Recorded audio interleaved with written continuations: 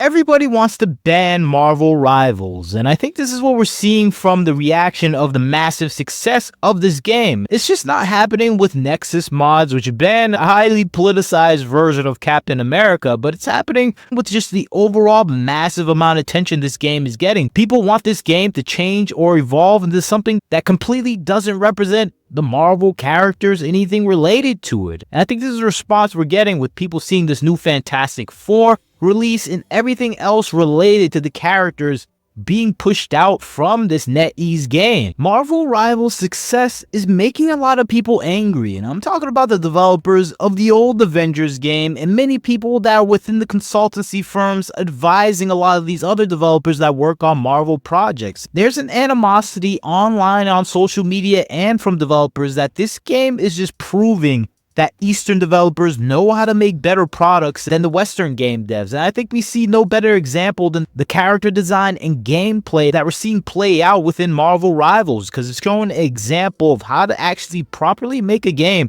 that is appealing to the mass gamer base and actually fun and free to play. And I think Marvel Rivals, in comparison to some of the other Marvel projects that came out these past few years, shows the stark comparison differences that we're seeing between a successful game and a massive failure of a game. I think that's what we get with Marvel Rivals in comparison to the 2020 release of Marvel Avengers, a game that was so much maligned by the gamer place and the reviewer base to some degree, but the gaming critics gave it more leeway than the actual gamers, because gamers, they gave up on this game immediately. And I think that's what we see with a lot of properties coming out from the West that are being made within this small scope of understanding of how to properly make an engaging and attractive game for players to actually love and enjoy. And I think that is a failure in modern day gaming, kind of shown explicitly through Marvel's Avengers 2020, because it tried to be what the Marvel movies were and it didn't try to be what the gamers actually wanted from a Marvel product. And I think we see that especially with the designs of the characters and the look of the characters. And I think more than anything, when you look at Black Widow, Thor, Hulk, these characters just don't feel like fun characters. These look like frumpy, poorly designed aunties and uncles that you would never want to see in a video gaming format. And I think that's what we saw with the designs of the characters from Marvel's Avengers. And when you do a comparison to what we're seeing currently with Marvel Rivals, you see that stark difference become even more clear with the Fantastic Four release and their character models, where they look exactly like the Marvel characters that we would always want to see straight from the comic books. Even though their uniforms are different and everything else like that, they feel like the original characters that we would see in the comic book. And I think that is the thing that's missing from a lot of properties that are being made now from the West, where there is a strict guidance to stay to this mundane, grayish looking reality that is more in kind to what we would see in the actual real world, when gamers don't want to see that. They want to see something fantastical from the games. I think the poor quality of Marvel Avengers 2020 was shown in such a way where gamers just kind of revolted and just didn't play the game anymore. And I think we're seeing the opposite reaction with games like Marvel Rivals, because they're making character designs strictly in line with the marketability factor of making the characters buff, handsome, attractive, beautiful, streamlined in such a way where this is a character you would actually want to choose and play as for a long duration of time. I think that sensibility is massively gone in the West right now, where most playable characters from the West are designed in the Avengers 2020 fashion, where they're supposed to look frumpy, unathletic, no curves if you're a woman, giant jawline, and kind of a big watermelon head. These design patterns are made out of a sensibility that you want to make a character that is realistic in your mind, but the realism they're going for is kind of a de-beautification process or a demasculinization, defeminization process that we saw all throughout the industry, especially in 2024. When you look at the list of character designs that came out for the past decade or so,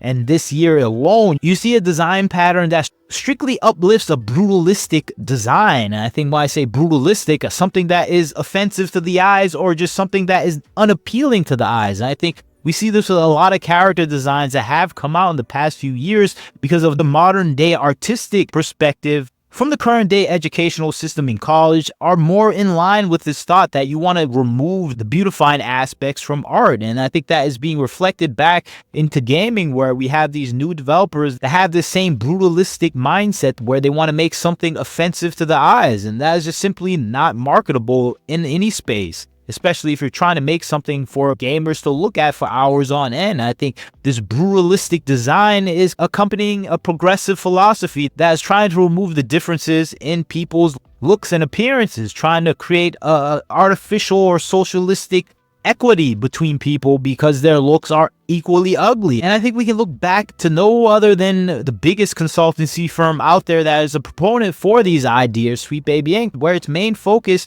is to bring these elements into the gaming sphere. We see this with its consultancy on multiple Marvel projects like Spider-Man 2, which had a lot of design flaws based on this. If you look at Mary Jane from Marvel Spider-Man 2 from Insomniac, you see that same kind of Black Widow headish design where she has a big watermelon head, big chin, kind of has that plain mundane look that is kind of trying to strip away any feminine aspects from the character. I think that's the thing that we see all throughout gaming. When you look at these characters that are coming from Marvel Rivals, you just don't see that. You see more of the kind of basic, attractive, appealing figure with curvy balance between waist-hip ratios. And I think that's the thing that gamers are just not seeing from Western gaming studios anymore, where they're not trying to bring that natural golden ratio into gaming, where you have this balance of attractive curves, whether it's masculine or feminine. And I think that's the thing that's greatly missing in the market today that Marvel Rivals is fulfilling, besides just being a fun and engaging game. And I think more than anything, Marvel Rivals just knows how to make great character designs. And we see that play out with every single character design that we see come out for this game. And I think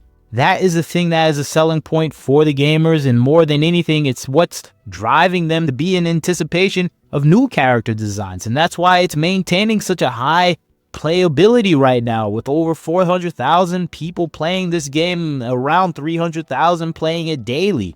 It has a large fan base because it's just making something that is pleasing to the eye and actually really fun to play. And me, I played like over 30 hours already. I love this game. I think it's just showing that growing differences between these two gaming thoughts that are proving to take over the gaming industry. I think more than anything, the success of Marvel Rivals is leading to a pretty serious backlash, I think, where you have people that know their success with this game, that they can't remove it, they can't change it, they can't do anything about it. So rather than try to get this game removed from the store, they try to change the game internally. And I think that's what we see with a lot of complaints coming out. People are saying they want more gender swap characters.